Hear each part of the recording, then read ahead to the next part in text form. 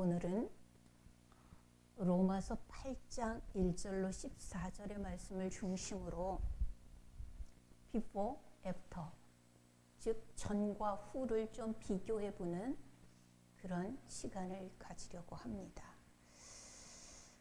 우리가 통상적으로 before, after라고 하는 단어를 쓸 때는 전후를 비교해서 확연하게 이만큼 다르다라고 하는 것을 증명하려고 할 때 이런 단어를 씁니다.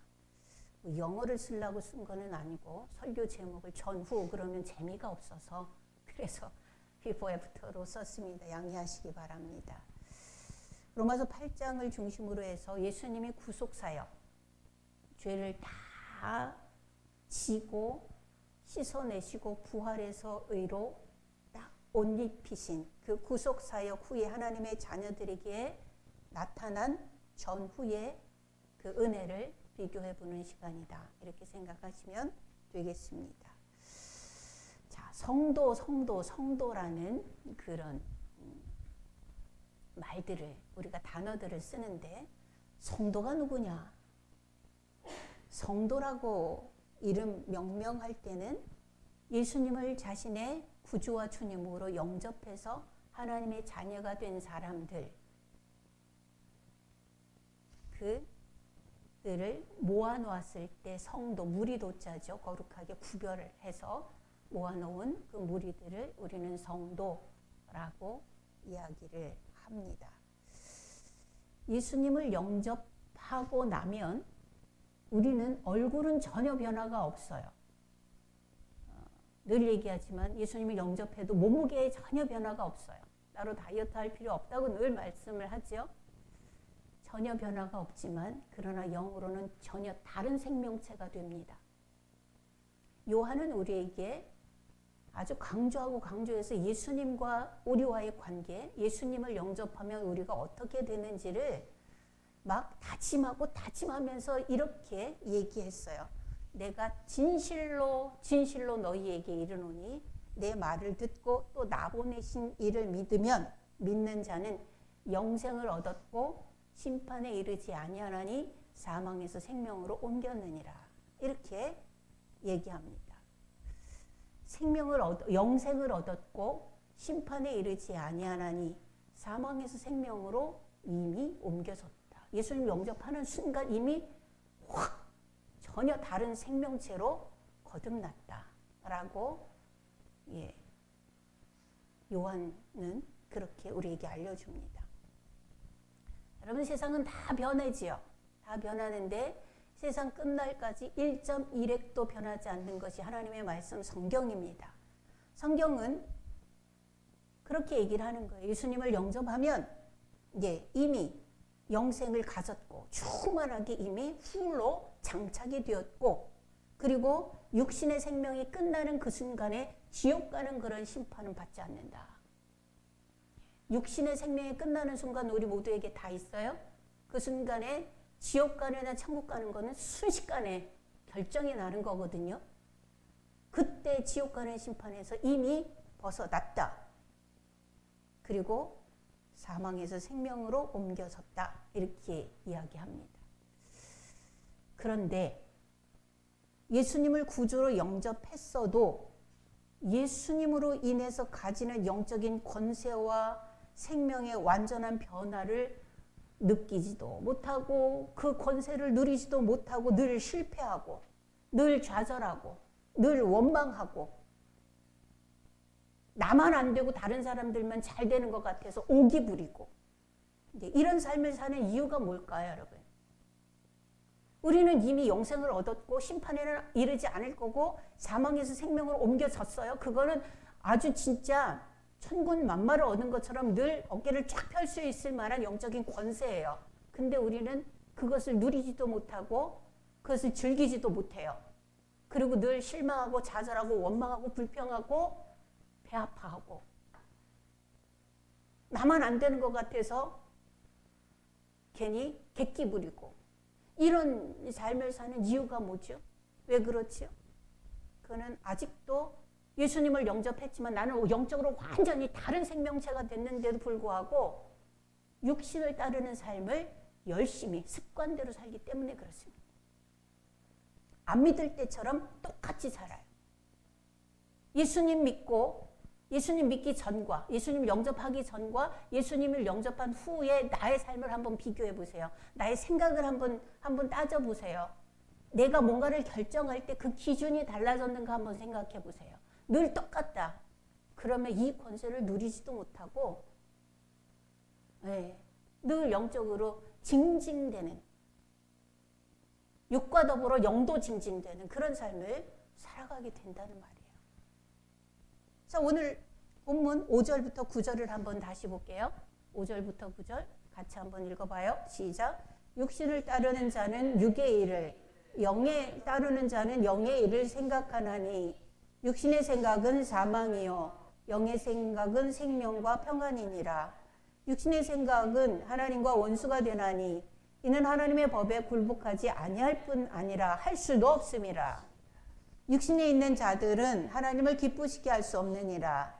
만일 너희 속에 하나님의 영이 거하시면 너희가 육신에 있지 아니하고 영에 있나니 누구든지 그리스도의 영이 없으면 그리스도의 사람이 아니라. 이거를 좀 정리해서 한번 생각해 보지요. 5절부터 9절 before 예수님 전에 영접하기 전에 육의 사람을 한번 보십시오. 5절에 보면 그런 사람은 육신을 따라 육신의 일을 한다.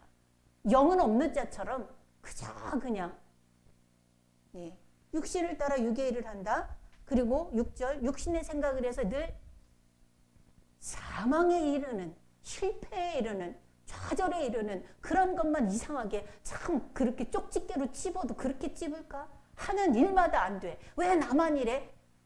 이런 이야기가 나올 정도로 그렇게 돼요. 육신의 일만 생각하면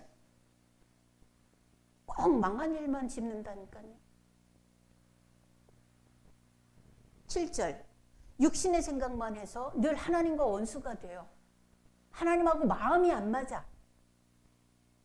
생각이 달라요. 하나님의 법에 굴복, 순종하지도 못하고 할 수도 없는, 영적인 생활을 할 수 없는 지경의 삶을 살아요. 그리고 그런 삶을 하나님을 기쁘시게 할 수가 없어요. 히브리서 11장 기억하시나요? 하나님을 기쁘시게 하는 방법이 있어요. 그게 뭐지요? 하나님이 계신 것을 믿고 그 앞에 나아가는 자가 하나님을 기쁘시게 할 수 있다 그랬어요. 다른 어떤 행위로 하나님을 기쁘시게 하는 것이 아니에요. 살아계신 하나님이 계시다라고 하는 것을 믿고 그 앞에 나아가는 것이 하나님을 기쁘시게 할 수 있는 유일한 방법이에요. 근데 예수님 없이 사는 삶은 하나님을 기쁘시게 할 수 없어요. 늘 생각하는 것이 죄일 뿐이며 늘 생각하는 것이 악할 뿐임이라. 그러나 예수님으로 더불어 사는 영접 후의 삶은 어떻게 돼요? 5절에 보면 영을 따라 영의 일을 생각하고 6절 영의 생각을 해서 생각과 평안이 늘 주님 주시는 공급하시는 것으로 늘 평안해요. 생명과 평안으로 늘 평안해요. 주머니에 돈이 없어도 할 수 없는 하늘에서 내려오는 그 평화로다. 그런 평화가 우리를 휘감아요. 뭔지 모르지만 두려움이 없어요. 긴장이 없어요. 주께서 하실 것이라는 기대와 소망이 넘쳐요. 9절에 보면 마음속에 하나님의 영이 거하면 육신이 영에 아닌 영에 거하기 때문에 그리스도의 사람이 된다. 이게 뭐예요? 그리스도의 영이 없으면 그리스도의 사람이 아니라. 반대로 말하면 그리스도의 영이 있으면 그리스도의 사람이다. 소속이 분명하죠? 우리는 반드시 마음속에 알고 있는 것 다시 한번 늘 확인해야 될 것이 있어요. 그게 뭐냐면 사람이 마음으로 믿어 의에 이르고 입으로 시인하여 구원에 이른다 그랬습니다. 예수 그리스도를 입으로 시인해서 구주로 영접했다면 분명 나는 구원받은 하나님의 백성이다라고 하는 확신을, 말씀에 근거하는 확신을 우리는 가져야 해요. 요한복음 1장 12절 13절 기억하시죠? 영접하는 자 곧 그 이름을 믿는 자들에게는 하나님의 자녀가 되는 권세를 주셨으니 13절이 굉장히 중요해요. 이는 혈통으로나 육정으로나 사람의 뜻으로 나지 아니하고 오직 하나님으로부터 난 자들이니라. 구원이라고 하는 건 예수님을 영접하는 그 은혜는 어떤 가문에 태어났기 때문에 자동적으로 영접이 되는 게 아니에요. 저희가 3대째 기독교 집안입니다. 태어나니까 그냥 우리는 모태신앙이래. 나는 신앙이 없는데. 모태신앙이라 엄마 뱃속에서부터 나는 믿었대. 아니요, 나 안 믿었어. 난 몰라요. 그렇게 태어난 거예요. 잘 알지도 못할 때, 요 손이 요만할 때 그거 손 모으고 기도하는 거 배우고, 집에서 밥 먹기 전에 기도하고, 그런 문화 자체는 자연스럽게 접어들었었지만, 그러나 혈통으로 나는 게 아니에요. 나도 어느 순간에 예수님을 내 개인의 의지와 결단으로 영접했어요. 혈통으로 나는 게 아니에요. 육신의 지식으로 지혜로 찾아가는 거 아니에요. 혈통으로 육정으로 나는 게 아니에요. 어떤 똑똑한 사람은 이해가 되는 게 아니에요. 여러분 지금은 좀 빨라서 초등학교 한 5, 6학년부터 중학교 때 애들이 왜 그렇게 신앙적으로 방황하는 줄 아세요? 안 믿어져서 그래요. 지식으로 이해가 안 되는 거예요. 왜 아담과 하와가 죄를 졌다는데 그 죄가 왜 내 거냐고, 나는 그거 안 따먹었는데. 이게 아이들은 이해가 안 되는 거예요. 예수님이 십자가에 못 박혀 죽은 것이 내 죄라는데 난 예수님 보지도 못했는데 이러는 거예요. 그때 잘 설명을 해줘야 아이들이 단단하게 서는 거예요. 중고등부가 그래서 아주 중요해요. 고등부가 왜 중요한 줄 아세요? 고등학교가 왜 중요한 줄 아세요? 고등학교가 신앙을 정리할 수 있는 마지막 단계예요. 고등학교 때 잘 잡아주지 않으면 청년 때부터 시작해서 한참 동안 방황의 시간을 가져야 돼요. 그러니까 고등학교 때 마지막 단계에서 정리해주고 잡아줘야 돼. 마지막 교육의 단계이기 때문에 고등부가 그렇게 중요해요.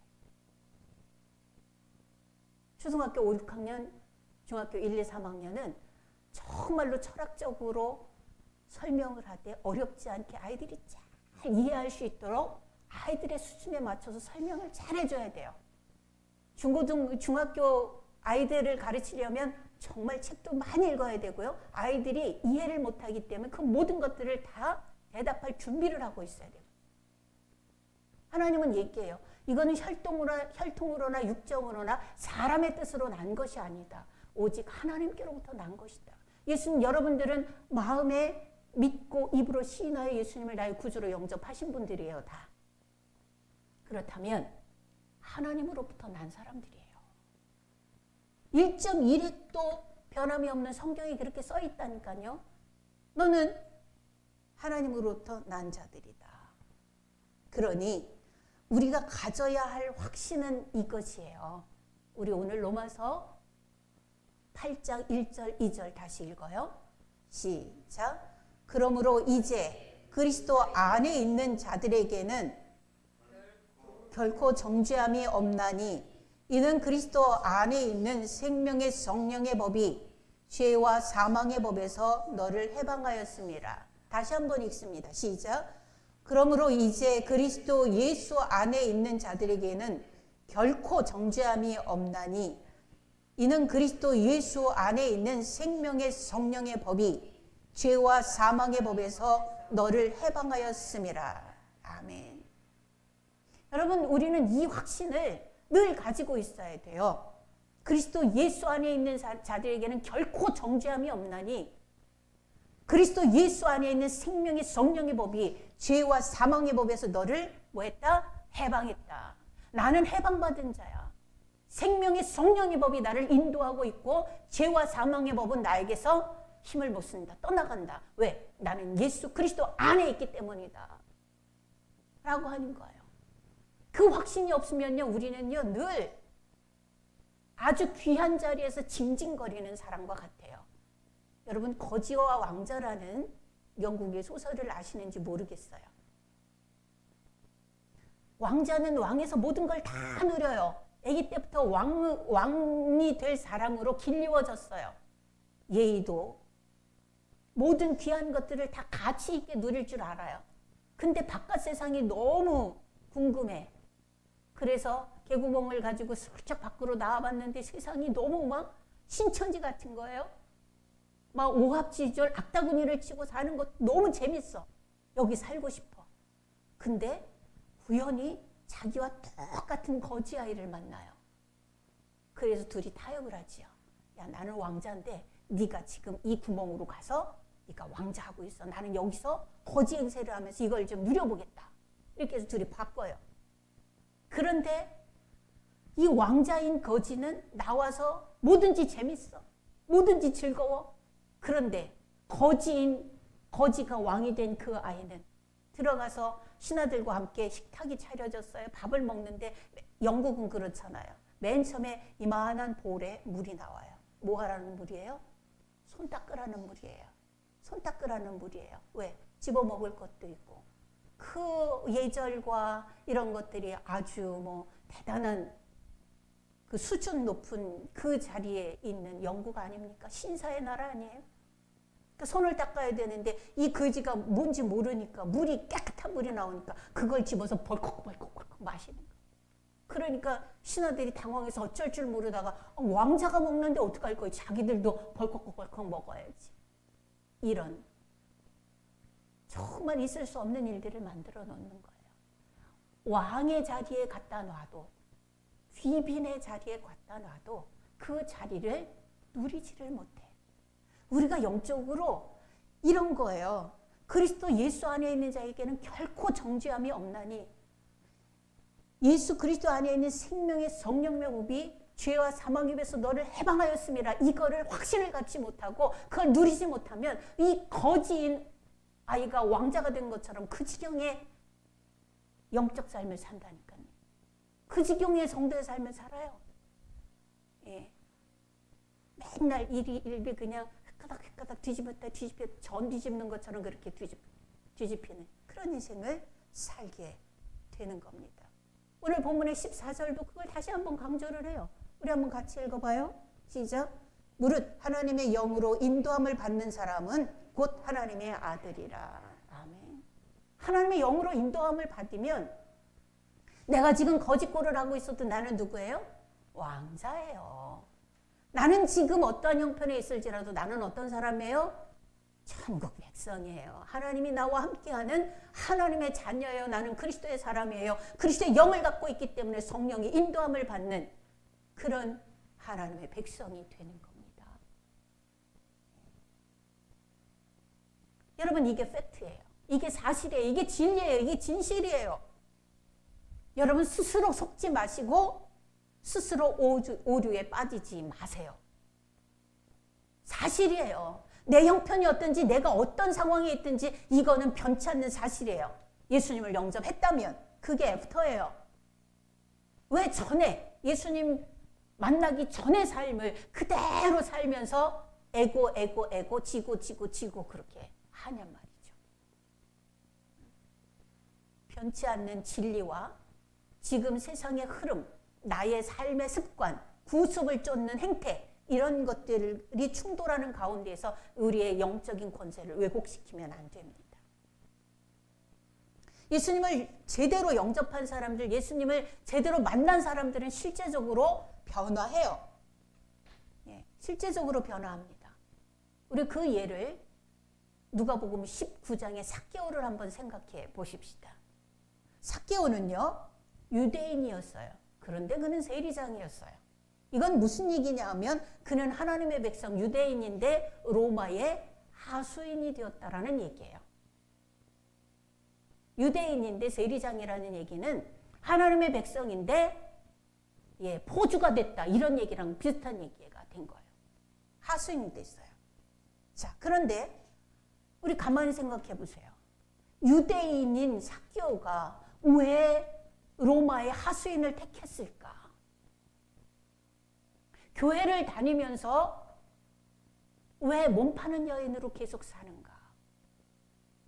교회를 다니면서 왜 그릇된 모임의 수장을 계속하고 있는가? 이게 삭개오의 삶이거든요. 왜 그랬을까요? 그거는 그 시대의 흐름을 타서 그래요. 그리고 삭개오가 그렇게 된 이유는 자기의 유익을 구해서 그래요. 자기의 유익을 구해서 그래요.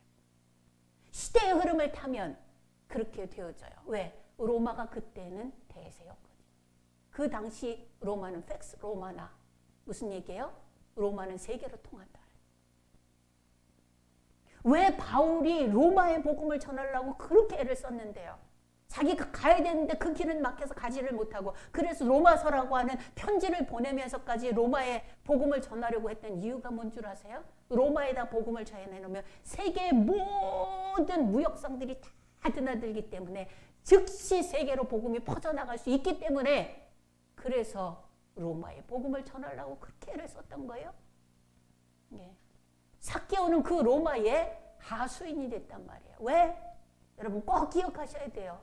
삭개오가 유대인인데 하나님의 백성인데 왜 로마의 하수인이 되었는가? 시대의 흐름을 타서 그래요. 시대의 흐름을. 내가 이 시대의 흐름을 타고 간다는 건 여러분들 위기를 가지고 영적으로 판단해 볼 일이에요. 그리고 두 번째는 자기의 유익을 구해서 그래요. 돈 많이 벌거든.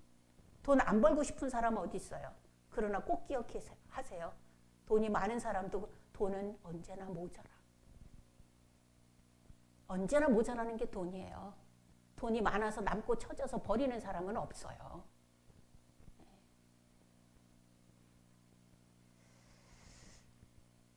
그러나 삭개오가 예수님을 만나고 나서 예수님을 영접한 후에는 변해요. 즉시 변해요. 어떻게 변했는 줄 아세요? 시대의 흐름을 타고 살던 그가, 원장님 집중해 주실래요? 시대의 흐름을 타고 살던 그가 개인의 유익을 추구하고 그것을 갖기 위해서 세리의 장 정도가 되었던 그가 자기의 유익을 포기하고 시대의 흐름을 역행하겠다고 결단합니다. 이건 결단해야 될 문제예요. 예수님을 영접했어요? 그럼 내가 세상의 모든 것들을 다 버리고 지금까지 살던 모든 가치를 버리고 이제 새 삶을 살아야지. 그래서 삭개오가 이런 얘기를 해요. 주께 여짜오되 주여 보시옵소서, 내 소유의 절반을 일단 가난한 사람들을 위해서 다 풀겠습니다. 그리고 만일 내가 세금을 거두면서 너무 많이 거둔 것, 누구를 속여서 빼앗은 일이 있으면 내가 4배를 갚겠습니다. 그랬습니다. 성경은 그래요. 구약시대의 구약의 개념으로 보면 누구의 것을 도둑질하거나 누구에게 손해를 끼쳤으면 4배를 갚아야 돼요. 네. 삭개오는 예수님을 만난 후에 자기가 그걸 하겠다고 얘기를 해요. 저는 늘 삭개오 이 사건을 읽으면서 삭개오에 대해서 궁금한 게 하나가 있어요. 그게 뭐냐 하면, 자, 돈이 얼마나 많았는지는 모르겠지만 일단 반을 잘라서 가난한 사람들을 위해서 풀었어요. 그럼 반이 남았어요. 근데 자기가 걷어들인 것에 4배를 갚겠다. 뭐가 남았나? 뭐가 남았을까? 그런 생각이 들어요. 이 거지 되는 거 아니야 이거? 자기는 세리로서 자기 백성들, 하나님의 백성, 이스라엘 백성들에게 세금을 걷어서 로마에 내고 나머지를 착복해서 그 부가 쌓인 거거든요.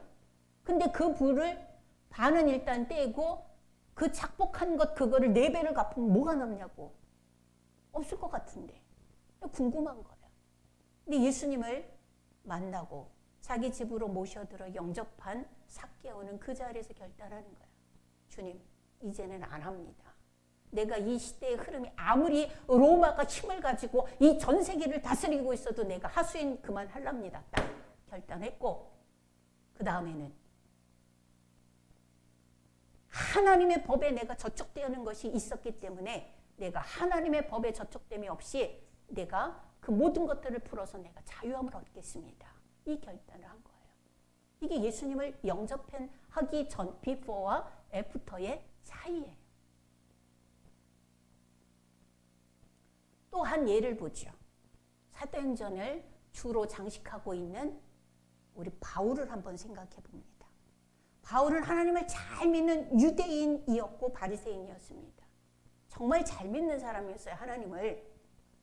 그는 예수님을 만나기 전에 하나님의 의라는 이름으로, 하나님을 잘 믿는다는 이름으로 뭐 하는 사람이었는 줄 아세요?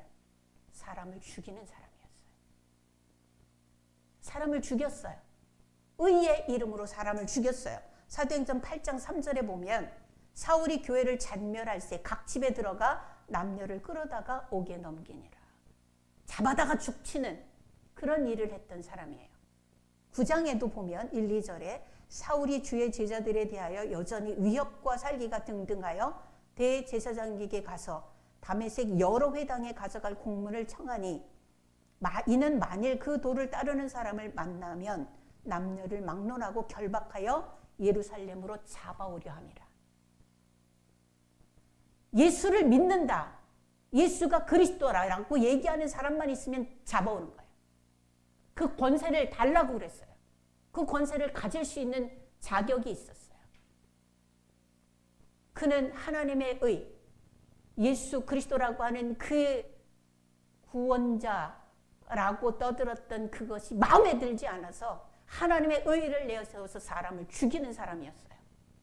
그러나 다메섹으로 사람을 잡아오려고 가다가 길에서 부활하신 예수님을 만났죠. 그리고 그는 이제 예수 그리스도의 의로 사람을 살리는 사람이 됩니다. 비포 애프터가 이렇게 완전히 달라요. 예수님을 영접한 여러분들의 삶도 이렇게 다른 거예요. 내 안에 성령의 생명의 법이 죄와 사망의 법을 이긴다라고 하는 이 확신을 가지고 하나님의 이끄심에 나를 드리기로 결단하고 그를 쫓아가면 이렇게 달라지는 거예요. 사람을 죽이는 사람이, 의의 이름으로 사람을 죽이는 사람이 의의 이름으로 사람을 살리는 놀라운 변화가 일어나죠. 바울은 자기가 그래요. 예수가 그리스도이심을 증명하여 가로되. 우리 지금 성경에는 증명이라는 단어가 없어졌어요. 그러나 우리가 전에 쓰던 개역 성경에는 예수가 그리스도 이름을 증명하여 가로되 이렇게 되어져 있어요.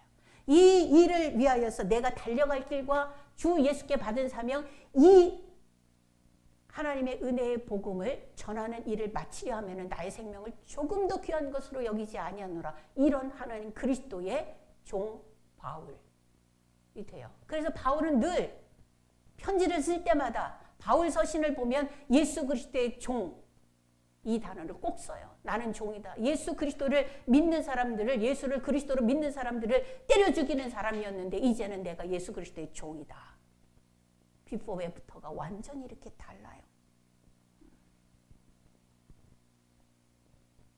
우리에게 이런 변화가 없는 이유가 뭐라고 그랬어요? 제가 아까? 삶을 결단하지 않아서, 삶의 형태를 바꾸지 않아서 그래요. 그래서 바울은 에베소 교회에 편지를 보내면서 뭐라고 권면하는가 하면 삶의 틀을 바꾸라라고 얘기해요. 삶의 틀을 바꾸라. 우리 에베소서 4장 한번 찾아보실까요?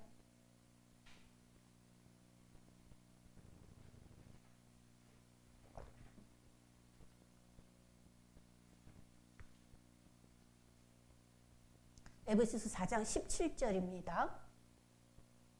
같이 읽죠. 시작.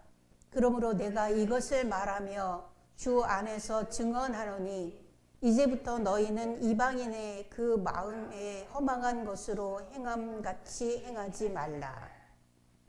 이방인의 마음, 그 허망한 것을 행하는 것처럼 행하지 말라. 19절 읽습니다. 시작. 감각 없는 자가 되어 자신을 방탕에 방임하여 모든 더러운 것을 욕심으로 행하지 말라. 아멘. 신앙생활은 예수님과 함께 다른 생명체로 거듭난 생활은 이런 겁니다. 자신을 그냥 되는 대로 내버려 두면 안 돼요. 그걸 방탕에 방임한다라고 얘기를 합니다. 더러운 욕심을 가지고 행하지 말라. 22절. 너희는 유혹의 욕심을 따라 썩어져가는 구습을 따르는 옛사람을 벗어버려라. 삶의 틀을 바꿔라라는 거예요. 지금 여러분 우리는 60여 년 플러스 마이너스 그 언저리에 다 살아요. 우리 성도들은. 그지요? 60년을 살았어도 이후로 영원히 살아야 될 삶의 그 시간들을 위해서 여러분 우리 삶의 틀을 바꿔야 돼요. 바꾸시기 바랍니다. 네. 그냥 하던 대로 하지 마세요. 하던 대로 말하지 말고 하던 대로 행하지 말고 그래야 됩니다. 오늘 에베소서 4장 25절로 29절, 25절, 29절 한번 보세요. 옛사람을 썩어져가는 구습을 따르는 옛사람의 틀 중에 제일 먼저 언급하는 것이 뭐냐 하면 말이에요. 말. 25절 거짓을 버리고 각각 이웃과 더불어 참된 것을 말하라. 29절 더러운 말, 무릇 더러운 말은 너희 입 밖에도 내지 말고 오직 덕을 세우는 데 소용되는 대로 선한 말을 하여 듣는 자에게 은혜를 끼치게 하라. 여러분 말이 얼마나 중요한지 아시잖아요. 우리 인생에서 말이요 엄청난 거예요. 오죽하면 우리 옛 속담에 한마디 말로 천냥빛을 갚는다라는 얘기도 있어요. 말이 그렇게 중요해요. 야고보 사도는 이 말이요 우리 혀를 제갈먹이라라고 얘기를 하면서 이 말이 우리의 생의 바퀴를 불사를 수도 있다 이렇게 경고합니다. 말이요. 말은 나온다고 다 하면 그게 말이 아닌 거예요. 여러분 우리 한번 이 생각을 해볼까요? 이스라엘 백성들이 40년 동안 광야길을 갔습니다. 하나님께서 그 40년 동안 함께 동행하시면서 은혜를 쏟아 부었어요. 그죠? 먹을 거, 입을 거는 주지 않았는지 모르겠어요. 그러나 옷이 헤어지지 아니하고 신발이 헤어지지 않게 하셨다 그랬습니다. 광야를 가는데 여러분 신발 저는 요즘 그런 걸 느껴요. 요즘은 운동 또 안 하게 됐는데 전에 한참 운동 열심히 할 때는요. 저는 신발이 잘 안 닳아요. 그래서 내가 아주 얌전하게 걸어서 신발이 안 닳는 줄 알았어요. 그런데 걸어 다니다 보니까 신발이 닳는 거예요. 신발이 닳아요. 그래서 하나 버렸어요. 신발을. 너무 닳아서. 그러고 생각한 것이 내가 운동을 안 한 거구나. 알았어요. 여기 조금 걸어 다니는데 닳더라고요. 신발이. 근데 40년을 걷는데 밤낮 없이 걷는데 신발이 안 닳아요. 그게 기적이에요. 은혜예요. 물도 없는 그곳에서 물을 먹었고요. 농사를 안 지었는데요. 먹었고요. 고기가 없는데 먹었어요. 고기도 먹었어요. 그들은 그런 은혜 가운데 살아서요. 추울 때 춥지 않게 하나님께서 불 떼주셨고요. 더울 때 덥지 않게 구름 보내주셨어요. 그런데요. 이스라엘 백성들이 뭐 했어요? 그 모든 은혜를 뭘로 없앴어요? 말로 없앴어요. 우리가 죽을 데가 없어서 여기 끌고 나왔냐? 배고프다? 맛있는 거 다오. 이러면서 하나님의 그 기적으로 하나님의 전능하심으로 자연적인 환경을 바꾸시는 그 은혜를 말로 다 쏟았어요. 40년 동안 그 말로 그 지경의 은혜를 쏟았던 사람들은 가나안에 들어가지 못하고 실패했어요. 그런데 하나님의 프로젝트는 실패 안 하죠. 광야에서 새로 난 새 세대가 가나안 땅에 들어가요. 왜 9세대는 왜 못 들어갔는데요? 전혀 못 들어갔어요? 아니요. 여호수아와 갈렙은 들어갔잖아요. 그들의 말은 달랐지요. 어떻게 달랐어요? 하나님을 인정하고 하나님께 하실 일에 대해서 기대하는 말을 했어요. 근데 다른 사람들은요. 다 그렇게 말하지 않았어요. 말이 우리의 입에서 나오는 말이 이렇게 중요하다고요. 우리의 생을 뒤집어 엎을 만큼 여러분 우리의 천국을 뒤집어 엎을 만큼 사단을 불러들일 만큼 그만큼의 권세를 가지고 있는 것이 우리의 말이에요. 이 말에 대해서 사도 바울은 방탕에 방임하게 내버려 두지 말고 구습을 따르는 옛 습관을 벗어버려라. 삶의 틀을 바꾸라고 얘기를 해요. 이런 말이 중요해요. 그럼 우리 다음 주에 맥추감사주일이거든요. 이스라엘 백성들이 가나안에 들어가서 곡식을 심고 처음 거둔 제일 먼저 추수감사주일은 마지막 모든 소산을 인하여서 드리는 절기고요. 맥추절은요. 제일 먼저 거둔 보리, 제일 먼저 거둔 식물을 인하여서 첫 열매를 드리는 게 맥추절이에요. 우리는 이런 생각을 해야 돼요. 예수님을 믿기 전과 이제 예수님 내가 영접하고 나서 이렇게 달라지는 거구나. 내 영적인 위치가 이렇게 달라지는 거구나. 나를 인도하고 지배하고 나를 이끌어가는 힘이 이렇게 다른 거구나를 믿고 그 감격스러운 그 마음으로 하나님 앞에 예물을 드리고 하나님 앞에 나를 보이고 아버지 내가 이렇게 되었습니다. 하나님과 이렇게 동행합니다. 이것을 보이는 것이 매추절의 의미예요. 의미 있게 절기를 기도함으로 준비하셔야 될 것입니다. 여러분, 이스라엘 백성들이 광야에서 40년 동안 자기 입으로 다 쏟아버린 거예요. 다 뒤집어 엎어버린 거예요. 더러운 말 하지 말라. 음담패설하지 마십시오. 입에 담지 마세요. 음란한 말은. 그리고 하지 말아야 할 말은 여기 듣는 사람들에게 은혜를 끼치게 하라. 에베소서 4장 29절에 그렇게 얘기하고 있어요. 은혜가 되지 않는 말을요 들을 때 여러분 마음 상하잖아요. 상처받잖아요. 기죽잖아요. 그런 말은 우리 하지 않는 것으로 하면 좋겠습니다. 그건 믿음으로 결단해야 될 문제예요. 아마 내 입에서는 습관적으로 튀어나올 수도 있을지 모르겠어요. 우리 모두의 입에서는 습관적으로 그런 것이 나올 수 있어요. 왜? 지금까지 60여 년을 그렇게 살았으니까. 근데 결단해야 돼요. 은혜로 덕을 세우고 격려하는 말이 아니면 이제 하지 않겠다. 차라리 말을 안 하는 게 좋죠. 두 번째, 우리가 바꿔야 될 삶의 틀이 있습니다.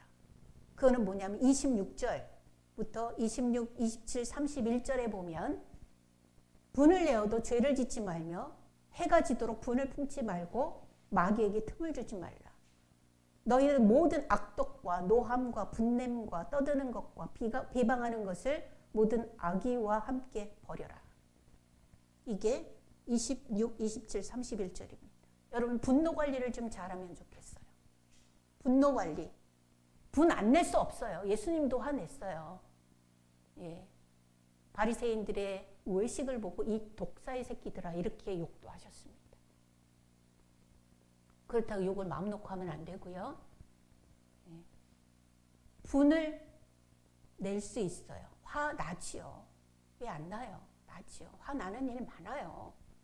그런데 분을 해가 지도록 품지 말고 길게 가지고 가고 마음에 품고 있어서 원수를 만들지 말아라. 원수를 만들지 말아라. 우리 성도들 보면요, 참 담임 목사로서 안타깝습니다. 별거 아닌 건 아니에요. 사람이 살 때 서운할 수도 있고 아니라고 볼 수도 있어요. 그런데 그런 걸 가지고 품고 있음으로 인해서 교회가 몇 명 되지도 않는 교회가 폐가 있고 짝이 갈라졌어요. 참 안타깝습니다. 늘 그것을 품고 있기 때문에 상대가 어떤 일들을 하든지 그것에 대해서는 여지없이 입에 칼이 그에게 쏟아져 나가죠. 마음이 어렵습니다. 기도하고 있습니다. 제가 덕이 없고 제가 그릇이 안 돼서 하나님께서 이런 어려움을 주시는지 모르겠어요. 우리 교회의 영적 실체입니다. 분을 품지 말고 분을 해결을 해야 돼요. 분 관리를 좀 하세요. 분 관리를 좀 하십시오. 악독과 노함과 분냄과 떠드는 것과 비방하는 것 모든 악의와 함께 버려라 라고 하는 것이 오늘 주님께서 우리에게 주시는 명령입니다. 세 번째, 우리가 버려야 될 삶의 틀입니다. 바꿔야 될 삶의 틀. 그것은 28절입니다. 우리 에베소서 4장 28절 같이 읽습니다. 시작. 도둑질하는 자는 다시 도둑질하지 말고 돌이켜 가난한 자를 구제할 수 있도록 자기 손으로 수고하여 선한 일을 하라. 아멘. 남 도와주고 싶으면 내가 열심히 일해서 내가 버는 것을 가지고 나눠주는 거예요. 저기 뭐 있더라 그거 갖다 주는 게 아니에요. 우리 학교에 오는 아이들 절도로 보호관찰 받던 아이들 많아요. 근데 요즘 아이들이요, 엄마들이 기르면서 개념을 가르치지를 않아서 그게 그건 줄 모르고 그냥 해요. 그게 뭐냐면 절도의 정의가 내 물건이 아닌 다른 사람의 물건을 그 사람이 둔 자리에서 다른 곳으로 옮기면 절도예요. 다른 곳으로 옮기면 절도예요. 자기의 소유권이 없는데 다른 사람의 물건을 그 사람이 둔 자리에서 그것을 옮기면 절도예요. 옮기면 내 주머니에 들어갈 수도 있고 내 가방에 들어갈 수 있고 다른 데로 가져갈 수도 있고 이러잖아요. 그게 절도인 거거든요. 개념이 없어요, 아이들이. 그냥 필요하면 아무거나 집어다 써요. 그리고 그냥 버리고 가. 참 이런 일들이요. 요즘 청소년들에게 너무 많아요. 우리도 역시 마찬가지. 성경은요, 10계명에서도 경계하고 있는 것이 이 도둑질하지 말라라고 하는 거거든요. 내 것이 아닌 다른 것으로 내가 쓰거나 다른 사람들에게 나누는 것. 이거 하지 말아라. 예. 가난한 자를 구제할 수 있도록 자기 손으로 수고하여 선한 일을 해라. 이런 모습입니다. 자기의 필요를 자기의 손으로 수고해서 공급해야 되는 거예요. 중요한 것은 이전 것을 버려라. 그리고 새 삶을 살라는 거예요. 예수님을 영접했습니까? 고린도후서 5장 17절에 그렇게 되어져 있습니다. 그런즉 누구든지 그리스도 안에 있으면 새로운 피조물이라. 이전 것은 지나갔으니 보라 새 것이 되었도다.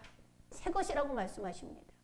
하나님은 그 일을 위해서 선포하세요. 이사야서 43장 18절로 21절에 보면 그렇게 죄 많이 짓고 그렇게 해서 다른 이방 민족에게 고생당하고 그렇게 어려움 당할 이스라엘 백성들에게 포로로 잡혀가는 이스라엘 백성들에게 이렇게 얘기를 합니다. 이렇게 회복할 거야 라고 하는 소망을 주시면서 너희는 이전 일을 기억하지 말며 옛적 일을 생각하지 말라. 보라 내가 새 일을 행하리니 이제 나타낼 것이라. 너희가 그것을 알지 못하겠느냐. 반드시 내가 광야의 길을 사막에 강을 내리니 장차 들짐승 곧 승냥이와 타조도 나를 존경할 것은 내가 광야의 물을 사막의 강들을 내어 내 백성 내가 택한 자에게 마시게 할 것이라. 이 백성은 내가 나를 위하여 지었나니 나를 찬송하게 하려 함이라. 주님은 새로운 피조물로 우리를 만드시고 세우시고 인치셔서 하나님은 아무것도 아닌 것 같은 내가 천상의 소리로 하나님을 찬양하게, 아무 볼품없는 내가 살아계신 하나님을 세상에 보여주도록 그렇게 세워갈 것입니다. 여러분의 비포 애프터가 정말 극명하게 다름을 나타내 보여줄 수 있도록 삶의 틀을 바꾸는 은혜가 임하기를 주의 이름으로 축원합니다. 기도하겠습니다. 하나님, 어느 때에 우리는 온전한 하나님의 백성으로 그리스도의 군사로 사단의 권세를 넉넉히 이기는 성령의 불방망이로 세상에 설 수 있을까요? 주님, 너무나 연약함을 자랑하듯 주장하지 말고 이제 예수님을 영접하고 하나님의 백성이 되었으니 삶의 틀을 바꾸고 하나님의 백성으로 능력 있게 당당하게 서서 하나님의 영광을 드러내는 하나님의 자녀들이 되어지게 하여 주시옵소서. 아버지 하나님이여, 우리가 지금까지 살아온 삶의 습관들이 있습니다. 온전치 않은 습관들입니다. 주님이 기뻐하시지 않는 습관들입니다. 하나님, 주님을 택하는 가치관이 아닙니다. 하나님, 모든 것들을 다 바꿀 수 있는 은혜가, 그런 지혜가 삭개오처럼 바울처럼 우리에게도 임하게 하여 주옵소서. 아버지 하나님, 의라는 이름으로 사람을 죽였던 사람이 이제는 생명의 의로 사람을 살리는 사람이 된 것처럼 시대의 흐름을 쫓아 삶으로 인하여서 부자가 됐던 사람이 이제는 시대를 거스려 살기를 원하여 결단하는 것처럼 우리 성도들에게도 그런 결단이 있어지게 하옵소서. 예수 그리스도 이름으로 기도하옵나이다. 아멘.